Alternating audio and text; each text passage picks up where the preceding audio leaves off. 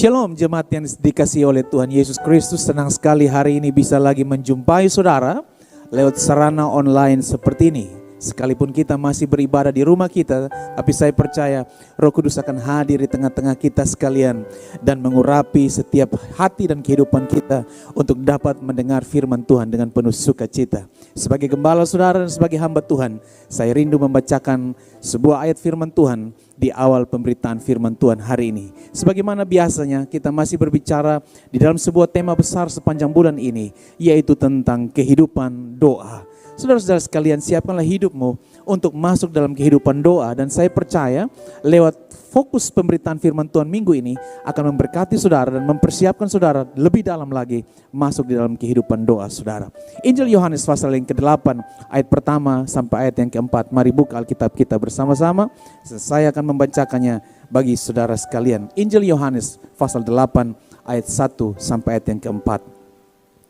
Tetapi Yesus pergi ke Bukit Zaitun. Pagi-pagi benar ia berada lagi di bait Allah. Dan seluruh rakyat datang kepadanya. Ia duduk dan mengajar mereka. Maka ahli-ahli Taurat dan orang-orang Farisi membawa kepadanya seorang perempuan yang kedapatan berbuat zina. Mereka menempatkan perempuan itu di tengah-tengah. Lalu berkata kepada Yesus, "Rabi, perempuan ini tertangkap basah ketika ia sedang berbuat zina." Mari perhatikan ayat yang kedua, saya baca sekali lagi bagi kita sebagai ayat pengantar di dalam pemberitaan firman Tuhan hari ini. Pagi-pagi benar, ia berada lagi di bait Allah dan seluruh rakyat datang kepadanya. Garis bawahi kata seluruh rakyat datang kepadanya. Ia duduk dan mengajar mereka. Puji Tuhan. Saudara-saudara sekalian, Yesus selalu menarik perhatian dimanapun dia berada. Yesus selalu menarik perhatian banyak orang ketika ia berada di suatu tempat. Dimanapun Yesus pergi, orang banyak akan datang ke sana. Hal yang pertama, mungkin ada golongan yang pertama adalah mereka yang rindu mendengarkan kebenaran yang keluar dari mulut Yesus. Golongan yang kedua adalah orang-orang yang ingin melihat mujizat yang dilakukan oleh Yesus. Tetapi ada golongan yang ketiga, yaitu golongan orang-orang yang ingin mencari kesalahan atau perkataan yang salah yang mungkin akan dilakukan oleh Yesus. Saudara tahu kisah ini, tetapi hari ini saya ingin berkata kepada saudara tentang sebuah fakta bahwa ketika peristiwa ini terjadi dalam Injil Yohanes pasal 8, banyak juga yang hadir bukan untuk mendengar pengajarannya, banyak juga yang hadir bukan untuk melihat mujizat terjadi, tetapi banyak yang hadir ketika itu. Yang dikatakan oleh orang Farisi dan ahli Taurat, mereka justru hadir untuk membuat Yesus pusing terhadap pertanyaan-pertanyaan mereka. Mereka ingin mencari kesalahan dan celah dari pengajaran yang Yesus berikan. Oleh karena itu saudaraku, kalau saudara perhatikan pada Injil Yohanes pasal 8 ayat 1 sampai ayat yang keempat, akan ada beberapa poin yang ada di situ yang saudara bisa temukan. Hal yang pertama, mereka sebenarnya sudah mengerti konsekuensi hukum dalam hukum Taurat bahwa seorang yang kedapatan berbuat zina harus dirajam dengan batu sampai mati. Itu faktanya di dalam hukum Taurat ketika itu. Yang kedua, perempuan ini di dalam pemberitaan ini dia tertangkap basah telah melakukan dosa, yaitu dosa perzinahan. Dengan konsekuensi yang sudah dia dapat mengerti dan dia bisa terima. Yang ketiga, situasi perempuan ini di dalam keadaan yang pasrah dan tidak berdaya. Dia tahu konsekuensinya. Yang keempat, dia mengikuti alur dimanapun dia dibawa. Seperti kerbau yang ditusuk hidungnya. Dia manut atau dia pergi ke tempat yang dibawa oleh para ahli Taurat dan orang Farisi itu. Yang kelima, situasi hati perempuan ini yang bisa saya gambarkan adalah hatinya berkecamuk dengan ketidakpastian. Akankah dia mengakhiri kehidupannya dengan cara dirajam dengan batu sampai mati, sebagaimana yang dikatakan dalam hukum Taurat Musa yang dipercayai oleh orang Yahudi ketika itu, bahkan sampai saat ini. Yang keenam, ada seberkas asa atau harapan di hatinya. Akankah ia terlepas dari situasi ini? Harapannya cukup beralasan karena ketika itu semua orang, saudara-saudaraku, sedang terpesona dengan pengajaran dan mujizat yang dilakukan oleh Yesus. Situasi yang ketujuh atau situasi yang terakhir yang dapat saya gambarkan dalam situasi hati perempuan ini adalah di dalam kegetirannya, namun ia mengerti dalam hatinya bahwa dalam nama Yesus ada pengharapan. Berbagi cerita telah membuat hatinya sedikit terhibur. Kalau ada harapan bagi pergumulannya di saat ia dibawa oleh ahli Taurat yang niat membunuh dia, tetapi dibawalah dia untuk berjumpa dengan Yesus. Tujuan ahli Taurat adalah untuk mencari kesalahan Yesus, tetapi wanita ini timbul suatu pengharapan dalam hatinya. Kalau dalam pertemuan dengan Yesus ini ada seberkas harapan yang muncul dan dapat menolong dia untuk memberikan jawaban atas pergumulan dia ketika itu. Saudara-saudara yang saya kasih di dalam Tuhan, dalam ayat yang kelima dan ayat yang keenam, izinkan saya membaca bagi saudara untuk menjadi jembatan dalam khotbah hari ini. Musa dalam hukum Taurat memerintahkan kita, kata ahli-ahli Taurat ini, untuk melempari perempuan-perempuan yang demikian. Mereka bertanya kepada Yesus begini, apakah pendapatmu tentang hal itu? Mereka mengatakan hal itu untuk mencobai dia. Ini yang saya katakan, golongan ketiga tadi. Golongan yang pertama adalah orang yang ingin mendengarkan pengajarannya. Golongan yang kedua adalah orang yang ingin melihat mujizat terjadi. Tapi ada golongan yang ketiga adalah orang yang ingin mencari celah untuk mencobai Yesus. Kalau Yesus berbuat salah atau berbuat celah yang tidak sesuai dengan hukum Taurat mereka. Mereka mengatakan hal itu untuk mencobai dia, sebab ini dia, mereka memperoleh sesuatu untuk menyalahkannya. Tetapi Yesus membungkuk lalu menulis dengan jarinya di tanah. Saudara-saudara sekalian yang saya kasihi di dalam nama Tuhan Yesus Kristus, lewat pembacaan ini kita akan temukan bahwa para ahli Taurat dan orang Farisi ini berpikir bahwa mereka bisa menang atas dua peristiwa. Peristiwa yang pertama yang saya maksudkan adalah mereka bisa menghukum perempuan yang bersinah tersebut di hadapan Yesus dan di hadapan orang banyak untuk menegakkan hukum Taurat Musa. Dan yang kedua adalah mereka ingin mencari celah untuk mempermalukan Yesus di depan umum kalau Yesus salah memberikan jawaban. Saudara-saudara, di luar dugaan mereka, ternyata mereka gagal terhadap dua konspirasi tersebut. Di mana justru faktanya adalah di akhir kisah ini, yang nanti kita akan sampai pada akhir kisah ini, perempuan tersebut ternyata bebas. Dan yang kedua adalah justru menambah pengikut Yesus yang setia. Perempuan ini kemudian menjadi pengikut Yesus yang setia. Bahkan ketika Yesus disalibkan pun dia hadir di bukit Golgota tersebut. Saudara-saudara yang saya kasih dalam Tuhan, lewat pendahuluan yang di atas tadi yang saya katakan sebelumnya, izinkanlah saya memberikan judul kepada khotbah hari ini. Kalau saudara suka dengan judul khotbah, maka judul khotbah saya hari ini adalah Nantikanlah Tuhan. Mari katakan bersama saya 1, 2, dan 3. Nantikanlah Tuhan. Lewat pelajaran ini saya ingin mengajak kita sekalian untuk belajar tentang mengapa kita perlu belajar menantikan Tuhan di dalam setiap pergumulan kehidupan kita. Mari kita cek beberapa poin berikut ini. Saudara-saudara kekasih dalam Tuhan, alasan mengapa kita perlu belajar menantikan Tuhan dalam setiap pergumulan hidup kita adalah yang pertama, karena di dalam penantian tersebut ada kejutan dalam sebuah penantian. Mari katakan bersama dengan saya, ada kejutan dalam sebuah penantian. 1, 2, dan 3. Ada kejutan dalam sebuah penantian. Pada ayat yang ke-7 dari Injil Yohanes pasal yang ke-8 yang telah kita baca, dikatakan begini.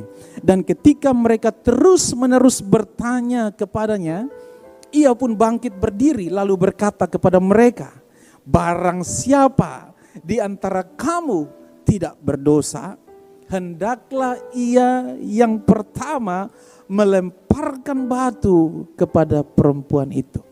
Berapa banyak di antara saudara dan saya yang sedang menantikan kejutan di dalam penantian pergumulan kita? Mungkin itu termasuk saya.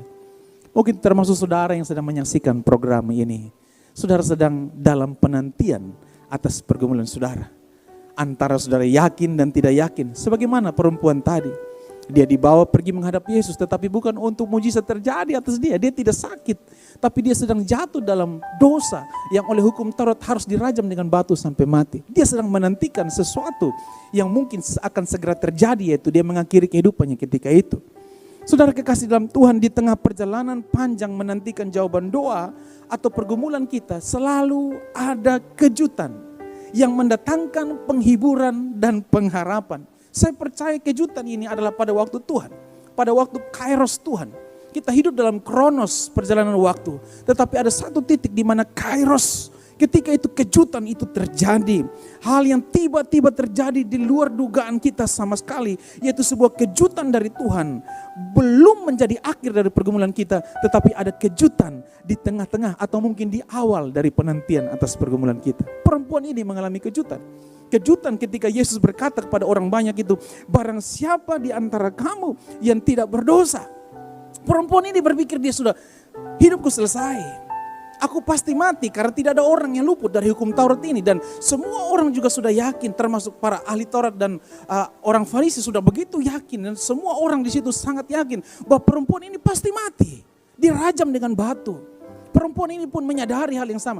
Tapi tiba-tiba ada kejutan dari perkataan Yesus. Barang siapa di antara kamu yang tidak berbuat dosa. Saya suka kejutan ini. Mungkin bagi sebagian orang kejutan itu tidak menyenangkan. Tetapi kejutan ini adalah kejutan yang menyenangkan. Yaitu barang siapa, kata Yesus, di antara kamu yang merasa dirinya suci, kudus dan tidak berbuat dosa, hendaklah ia pertama melemparkan batu kepada perempuan itu. Inilah kejutan yang menjawab pergumulan perempuan ini. Memang tidak serta-merta kejutan itu mengakhiri pergumulannya, tetapi memberikan sebuah asa, memberikan sebuah pengharapan, membuat sebuah penghiburan bahwa ada sesuatu yang tidak diduga-duga sedang terjadi di dalam pergumulannya. Saudara-saudara kasih dalam Tuhan, pekerjaan yang kurang menyenangkan adalah pekerjaan menunggu. Kita semua tahu ini, termasuk saya. Saya termasuk orang yang tidak suka menunggu. Saya suka belajar menghargai waktu dan saya kira banyak di antara saudara setuju dengan apa yang saya katakan. Pekerjaan yang tidak menyenangkan atau aktivitas yang kurang baik adalah aktivitas menunggu. Yaitu sebuah penantian di ruangan tunggu sebelum naik ke pesawat. Ini sebagai contoh. Ketika saudara ada di sebuah ruangan tunggu di sebuah airport, ada dua kemungkinan. Yang pertama on schedule atau tepat waktu, dan kemungkinan yang kedua adalah kemungkinan delay. Dan yang paling tidak menyenangkan adalah ketika saudara menunggu dalam ketidakpastian kapankah delay itu akan berakhir. Nah, saudara kasih dalam Tuhan, satu ketika saya dan istri melakukan perjalanan kami dari sebuah perjalanan dari Hong Kong ke Jakarta via Singapura. Saudara tahu sendiri bahwa bandara Hong Kong itu adalah bandara yang salah satu bandara yang paling traffic di dunia, paling padat di dunia. Baik pesawat yang akan mendarat maupun pesawat yang akan take off di bandara itu. Begitu padatnya. Dan yang menarik dari kisah ini adalah penerbangan kami on schedule atau tepat waktu. Tidak ada delay sama sekali. Karena begitu profesionalnya bandara itu mengatur penerbangan. Dan maskapai penerbangan yang kami naik pun juga ada maskapai penerbangan yang tepat waktu, saudara-saudara. Tetapi cerita ini menjadi menarik adalah ketika kami sudah tiba di atas pesawat. Biasanya kalau loading dari tempat parkir menuju ke tempat untuk take off membutuhkan waktu tidak lebih dari 15 menit. Tetapi kali ini kami menunggu 1 jam, kurang lebih 1 jam 15 menit di dalam pesawat itu. Bayangkan saudara, kalau saudara menunggu di dalam pesawat, sebagai orang awam saudara akan banyak pertanyaan. Ada apa ya dengan pesawat ini? Kenapa tidak kunjung terbang ya? Kenapa pesawat ini belum terbang? Apakah ada yang rusak dari mesin ini? Apakah ada yang tidak beres? Saudara mungkin was-was sebagai orang awam, penumpang biasa di dalam penerbangan itu. Tetapi akhirnya kami kemudian menyadari setelah pramugari mengumumkan lewat pengeras suara dalam pesawat itu bahwa mereka sedang menunggu giliran untuk terbang. Saudara bayangkan penerbangan di bandara yang begitu padat, ada banyak penerbangan yang akan take off, jadi ngantri saudaraku. Bukan hanya antri untuk isi bahan bakar tapi juga antri untuk take off. Dan ketika akan take off ada juga pesawat yang begitu banyak yang akan segera landing di negara itu. Artinya kami menunggu di dalam suatu ketidakpastian. Kapankah pesawat yang kami akan tumpangi ini akan terbang? Dan yang menarik dalam kisah ini saudaraku, saya resah karena saya tidak memiliki connecting flight. Saya harus kembali ke Jakarta dari Hong Kong tetapi via Singapura. Tapi saya tidak punya connecting flight dengan maskapai penerbangan yang sama. Saya harus menukar pesawat dengan maskapai penerbangan yang lain di Singapura untuk melanjutkan penerbangan saya ke Jakarta, kembali ke Indonesia. Nah saudara-saudara sekalian, saya kemudian resah, jangan-jangan pesawat yang saya tumpangi di Singapura sudah meninggalkan saya nantinya karena terlambat dan tidak on schedule sebagaimana seharusnya. Saya kemudian mulai resah, was-was. Banyak juga penumpang yang lain juga memiliki perasaan yang sama dengan saya. Tetapi ketika pesawat ini take off, kemudian pramugari ini memiliki inisiatif untuk bertanya kepada kami, adakah ia memiliki connecting flight ke negara lain atau ke tempat lain yang tidak menggunakan penerbangan yang sama dengan maskapai tersebut. Saya kemudian juga berkata kami salah satunya. Lalu dia melaporkan kepada kapten dan banyak juga yang melaporkan kasus itu. Lalu kapten melakukan komunikasi ke darat. Dan ternyata ketika pesawat ini mendarat di Singapura karena sudah terlambat, kami diprioritaskan untuk turun terlebih dahulu. Dan singkat ceritanya saudara-saudara, saya berhasil untuk masuk ke pesawat yang via Singapura untuk kembali dengan pesawat yang sama tanpa harus membeli tiket baru untuk saya dan istri melanjutkan penerbangan kami. Saudara-saudara, paling tidak menyenangkan ketika kita ada di ruangan tunggu. Saudara-saudara sekalian, ketika kita kembali kepada kisah daripada apa yang saya baca tadi, pernahkah saudara ada dalam ruangan tunggu? Saudara sedang menunggu jawaban doa saudara datang. Saudara sedang menunggu apakah sakit saudara bisa sembuh. Saudara sedang menunggu apakah keuangan saudara akan membaik, ekonomi saudara akan pulih. Saudara ada di suatu ruangan tunggu yang dalam pergumulan, di mana akankah pergumulanku berujung kepada jawaban yang menyenangkan? Akankah Tuhan menjawab doaku? Di dalam ruangan tunggu saudara tidak punya pilihan lain. Saudara punya satu pilihan untuk menantikan apa yang seharusnya terjadi. Akankah itu sesuai dengan harapan saudara atau akankah itu tidak sesuai dengan harapan saudara? Sama seperti suasana hati dari perempuan ini. Ia seperti sedang berada di sebuah ruangan tunggu penuh keresahan menunggu waktu eksekusi. Dua pertanyaan yang mungkin muncul dalam pemikiran. Yang pertama, akankah ia beroleh keringanan? Atau yang kedua, akankah ia jadi dirajam dengan batu sampai mati? Saudara kekasih dalam Tuhan, ketika saya mempersiapkan khotbah ini untuk saya sampaikan kepada saudara sekalian, saya merenungkan betapa perempuan ini sedang berada dalam sebuah penantian yang tidak pasti. Namun dalam perenungan khotbah ini tiba-tiba saya mendapat sebuah impresi. Roh Kudus taruh sesuatu di hati saya seperti ini. Bahwa bukan hanya perempuan ini saja yang sedang menantikan pertolongan. Namun Tuhan sendiri yang justru sedang menantikan saat-saat seperti ini untuk menunjukkan pertolongannya. Saya ulangi kalimat saya. Bukan hanya perempuan ini yang sedang menantikan pertolongan, namun Tuhan sendiri yang justru sedang menantikan saat-saat seperti ini untuk menunjukkan pertolongannya. Saya bertanya pada diri saya, seringkali saya menantikan Tuhan dalam pergumulan saya. Tetapi saya lupa, justru di dalam kesulitan itu, Tuhan sedang menantikan waktu itu untuk menyatakan pertolongannya bagi saya dan bagi saudara yang berharap kepadanya. Kalau saudara setuju dengan ini, mari kita berikan tepuk tangan yang meriah bagi Tuhan dan Allah kita. Haleluya. Tuhan juga sedang menantikan waktu untuk berjumpa dengan kita. Mungkin kita terlalu sibuk mengusahakan sesuatu. Banyak kali kita sibuk menolong diri kita sendiri. Banyak kali kita sibuk untuk mendatangkan jawaban bagi pergumulan kita sendiri, tanpa menyadari bahwa Tuhanlah yang justru begitu rindu berjumpa dan memberi pertolongannya kepada kita. Persis kayak kisah ini. Perempuan ini sedang menantikan pertolongan. Adakah pertolongan bagiku? Tetapi justru di dalam ayat yang ke-7 tadi kita lihat. Dan ketika mereka terus-menerus bertanya kepadanya, ia pun bangkit. Yaitu Yesus berdiri lalu berkata kepada mereka, barang siapa di antara kamu yang tidak berdosa, hendaklah ia yang pertama melemparkan batu kepada perempuan itu. Ada kejutan. Hal yang pertama, alasan mengapa kita perlu belajar menantikan Tuhan dalam setiap pergumulan kita. Yang pertama adalah karena ada kejutan di dalam penantian. Haleluya. Hal yang kedua, saudara kekasih dalam Tuhan, alasan mengapa kita harus menantikan Tuhan di dalam pergumulan kita. Ayat 8 dan ayat yang ke-9 dari Injil Yohanes pasal 8 saya baca bagi saudara. Lalu ia membungkuk pula, ia adalah Yesus. Lalu ia membungkuk pula dan menulis di tanah. Tetapi setelah mereka mendengar perkataan itu, pergilah mereka seorang demi seorang. Mulai dari yang tertua, artinya yang paling senior. Akhirnya tinggallah Yesus seorang diri dengan perempuan itu yang tetap di tempatnya. Alasan kenapa kita harus menantikan Tuhan dalam pergumulan kita. Hal yang kedua adalah karena ketika kita menantikan Tuhan, membuat kita hanya fokus dengan Tuhan saja. Katakan bersama saya, ketika kita menantikan Tuhan, kita akan fokus hanya dengan Tuhan saja. Haleluya. Mungkin ada di antara saudara yang sudah lama tidak menantikan Tuhan. Saudara menantikan pertolongan bank untuk mendapatkan kredit. Saudara menantikan pertolongan teman saudara di seberang sana untuk mengirimkan sejumlah uang di rekening saudara. Saudara menantikan pertolongan dokter untuk menolong sakit saudara. Saudara menantikan pertolongan dari si A, si B, si C, atau pertolongan dari pihak lain untuk menjawab pergumulan saudara. Tapi saya mau katakan kepada saudara, ketika saudara menantikan Tuhan, saudara akan punya waktu untuk hanya fokus berharap hanya kepada Tuhan saja. Alkitab berkata begini, diberkatilah orang yang mengandalkan Tuhan, yang menaruh harapnya hanya kepada Tuhan.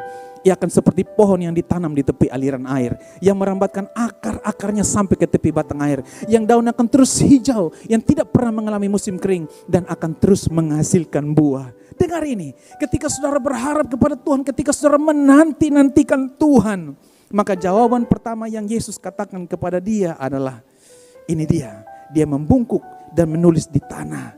Tetapi setelah mereka mendengar perkataan itu, pergilah mereka. Lihat ini, orang-orang yang mencari kesalahan Yesus dan ingin membunuh perempuan ini, kemudian pergi.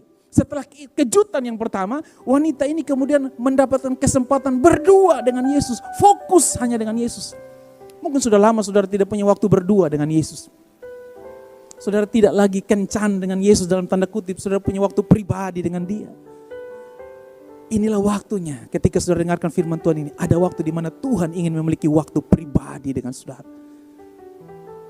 Tuhan ingin punya waktu yang intens, yang serius dengan saudara. Dia ingin saudara fokus dengan Dia. Bukan hanya saudara yang menantikan Dia, tapi Dia juga menantikan waktunya untuk bisa bersama-sama dengan saudara. Ada amin saudara-saudara? Lebih baik 1 hari di pelatarannya daripada 1000 hari di tempat lain. Jawaban Yesus ini menciptakan suasana hening, mendiamkan mulut dari ahli Taurat dan orang Farisi serta para penggembira atau para penonton yang menginginkan kematian tersebut. Jawaban ini seperti sebuah skakmat dalam permainan catur. Raja tidak punya perjalanan lagi, tidak bisa remis juga. Ke kiri, ke kanan, ke depan, ke belakang, silang, kiri, kanan, diagonal, sudah tidak ada jalan. Skakmat. Dan mereka pergi meninggalkannya. Puji Tuhan. Hal yang ketiga, alasan kenapa kita harus tetap menantikan Tuhan. Hal yang ketiga adalah ayat yang ke-10, mari kita baca. Lalu Yesus bangkit berdiri dan berkata kepadanya, hai perempuan, di manakah mereka? Tidak adakah seorang yang menghukum engkau? Lihat ini, poin pertama dan poin kedua tadi. Ketika terjadi kejutan, ketika Yesus berbicara kepada ahli Taurat itu, Yesus sedang tidak berbicara kepada perempuan ini. Tetapi pada poin yang ketiga, Yesus berbicara kepada perempuan ini. Apa yang dikatakan? Dia bangkit berdiri dan berkata kepada perempuan ini, hai perempuan, di manakah mereka? Tidak adakah seorang yang menghukum engkau? Ia berbicara kepada perempuan ini. Ketika perempuan ini mulai fokus bersama Yesus, Yesus akan berbicara kepada dia. Tahukah saudara mengapa Tuhan tidak bisa berbicara kepada saudara? Karena saudara tidak pernah fokus berdua dengan Tuhan. Saudara asik mencari pertolongan bagi diri saudara sendiri. Saudara tenggelam di dalam pergumulan saudara. Saudara menangisi dirimu, tapi saudara tidak tahu Tuhan sedang menantikan waktu untuk saudara berdua dengan Dia. Mungkin perkataan yang sama datang kepada kita.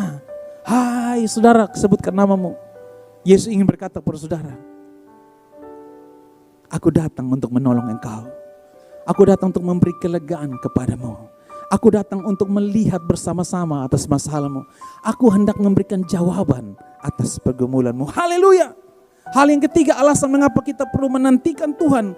Alasan yang ketiga adalah karena ketika kita meningkatkan kepekaan untuk mendengarkan suara Tuhan, yaitu setiap perkataan yang keluar dari mulut Tuhan lewat firman Tuhan, dan damai sejahtera dalam impresi yang dapat dipertanggungjawabkan dalam hatimu, engkau akan semakin peka mendengarkan suaranya.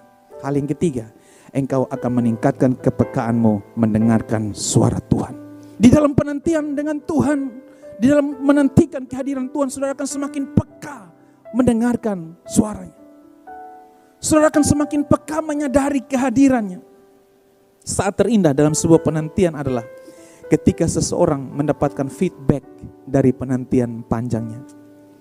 Saudara-saudara kasih dalam Tuhan, seiring bertambahnya jumlah jemaat, kemudian kami melihat gereja kami yang lama sudah tidak lagi representatif untuk bisa dijadikan tempat beribadah yang nyaman. Sudah sempit, jemaat bertambah secara kuantitas, tetapi gedungnya sempit dan tidak lagi bisa menampung orang. Lalu atas dasar hal itu saya berinisiatif untuk datang ke tempat atau ruko yang tidak jauh dari gereja kita. Lalu saya mulai melakukan negosiasi dengan pemilik ruko itu untuk menyewa 2 buah rukonya untuk dijadikan tempat ibadah kami sambil kami merenovasi gereja kami. Dan apa yang terjadi ketika kami berdiskusi, tibalah kami pada sebuah angka nominal yang kami sepakati untuk menjadi biaya persewaan ruko itu dalam setahun dalam rangka menjadikannya sebagai tempat ibadah. Saudara-saudara, ketika saya pulang sampai di rumah, saya kemudian merenungkan begitu cukup besarnya jumlah nominal itu untuk menyewa ruko itu yang tidak jauh dari gereja kami. Kenapa saya tidak gunakan uang itu untuk mulai membangun gereja saja? Membuat gereja ini gedungnya menjadi lebih luas. Pertanyaannya adalah, kalau mau bangun gereja harus bangun di mana? Tetapi ketika saya menantikan Tuhan di dalam pergumulan ini, saya semakin peka mendengarkan suara Tuhan. Lalu di dalam keheningan itu, saya berdiskusi dengan orang tua saya. Dan singkat ceritanya saya kasih tahu kepada ayah saya dan ibu, papa dan mama, saya harus menyewa sebuah gedung yang lain karena gedung ini sudah tidak cukup. Lalu ayah saya berkata, bangun saja di samping rumah, tanah kita masih luas. Ada di tempat protokol, jalan protokol yang cukup baik di kota ini. Kenapa tidak bangun di situ? Dan saya melihat ini sebagai lampu hijau dari ayah saya.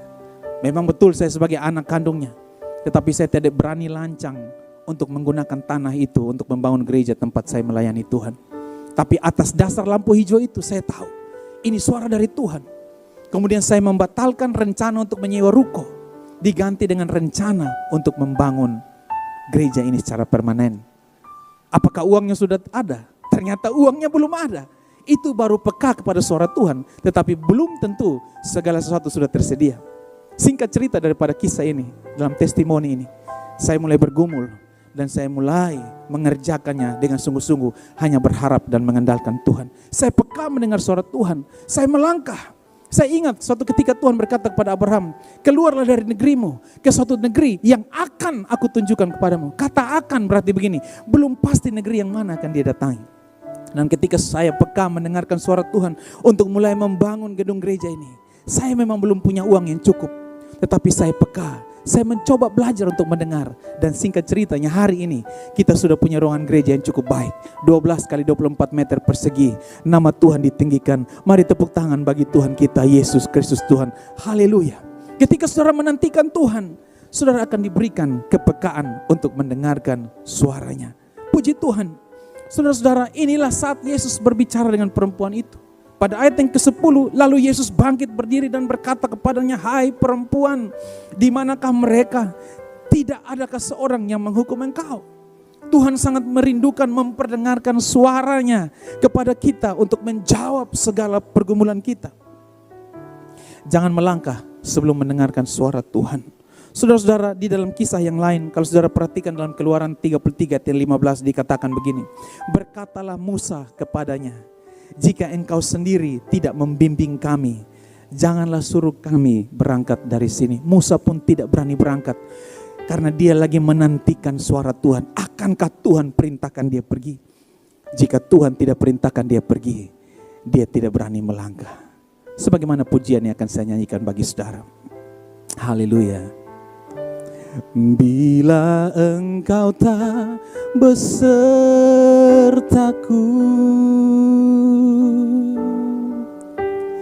ku tak mau berjalan.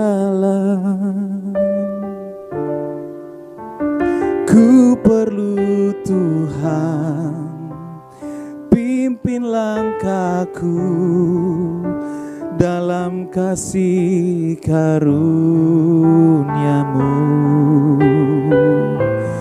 Pimpin langkahku setiap waktu, berjalan bersamaku.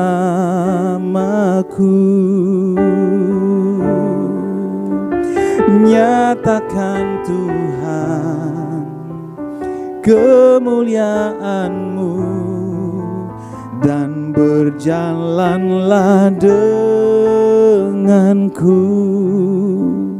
Kurang lebih itu adalah perkataan yang diperkatakan Musa di dalam Keluaran 33:15. Berkatalah Musa kepada Tuhan, jika engkau sendiri tidak membimbing kami, janganlah suruh kami berangkat dari sini. Ketika saudara menantikan Tuhan, Tuhan akan memberikan kepekaan kepada saudara. Tuhan akan menaruh sebuah sensitivitas rohani dalam hatimu. Tuhan berkomunikasi dengan engkau. Engkau mendengarkan suaranya dan engkau belajar taat. Sekalipun nampak mustahil, sekalipun nampak tidak ada jalan di depan saudara. Tetapi ketika saudara menantikan Tuhan, seperti Musa, sebagai perempuan ini, Tuhan memperdengarkan suaranya tepat pada waktunya. Katakan bersama saya, Tuhan memperdengarkan suaranya tepat pada waktunya. Amin, saudara-saudara. Dan hal yang terakhir atau hal yang keempat, alasan mengapa kita harus menantikan Tuhan. Hal yang keempat, ayat yang ke-11 saya bacakan bagi saudara sekalian. Jawabnya, tidak ada Tuhan. Lalu kata Yesus, aku pun tidak menghukum engkau. Pergilah dan jangan berbuat dosa lagi mulai dari sekarang. Haleluya. Alasan yang keempat, mengapa kita harus menantikan Tuhan, yaitu kita akan memiliki hidup baru yang seimbang. Yang pertama, kita memberi respon kepada suara Tuhan. Yang kedua, kita seimbang. Hidup kita akan seimbang antara menikmati kasih karunia Tuhan dan melakukan kebenaran. Balance between grace and truth. Saudara akan memiliki kehidupan yang seimbang antara menerima kasih karunia Tuhan, tetapi juga saudara melakukan kebenaran. Ingat, Yesus berkata begini, aku pun tidak menghukum engkau. Pergilah dan jangan berbuat dosa lagi. Yesus tidak bilang begini, pergi dasar orang berdosa. Tidak. Yesus tidak menghakimi. Tapi Yesus bilang begini, aku pun tidak menghukum engkau. Ada grace, ada kasih karunia. Tapi yang kedua Yesus bilang begini, aku pun tidak menghukum engkau. Pergilah dan jangan berbuat dosa lagi. Ketika engkau menantikan Tuhan, engkau tidak akan lagi hidup di dalam dosa. Grace atau kasih karunia-Nya adalah Tuhan tidak menghukum kita. Tetapi truth atau kebenarannya adalah Tuhan bilang begini, pergi dan jangan berbuat dosa lagi. Mari kita menikmati kebaikan Tuhan tanpa mengabaikan tanggung jawab pribadi untuk hidup sesuai dengan kehendak-Nya. Saudara-saudara, ayat terakhir yang ingin saya baca bagi kita sekalian yang tertulis dalam Yesaya pasal 40 ayat 31. Demikian bunyi firman Tuhan. Tetapi orang-orang yang menanti-nantikan Tuhan mendapat kekuatan baru. Mereka seumpama Raja Wali yang naik terbang dengan kekuatan sayapnya. Mereka berlari dan tidak menjadi lesu. Mereka berjalan dan tidak menjadi lelah. Biarlah kebenaran firman Tuhan hari ini menguatkan kehidupan saudara dan saya. Dari perempuan ini kita belajar sebuah kisah. Yang pertama, ketika dia menantikan Tuhan, dia mengalami yang dikatakan ada kejutan di dalam penantian. Yang kedua, ketika dia menantikan Tuhan, dia mendapatkan fokus untuk berdua dengan Tuhan. Sudahkah saudara memiliki fokus berdua dengan Tuhan? Yang ketiga, alasan mengapa dia menantikan Tuhan, yaitu dia meningkatkan kepekaan untuk mendengarkan suara Tuhan. Dan yang keempat adalah dia memiliki hidup yang seimbang antara menikmati kasih karunia Tuhan dan hidup baru di dalam kebenaran. Demikian bunyi firman Tuhan bagi kita sekalian. Berbahagialah orang yang mendengarkan firman Tuhan, tetapi yang lebih berbahagia adalah mereka melakukannya dalam hidup mereka sehari-hari. Selamat menantikan Tuhan. Tuhan Yesus memberkati. Shalom.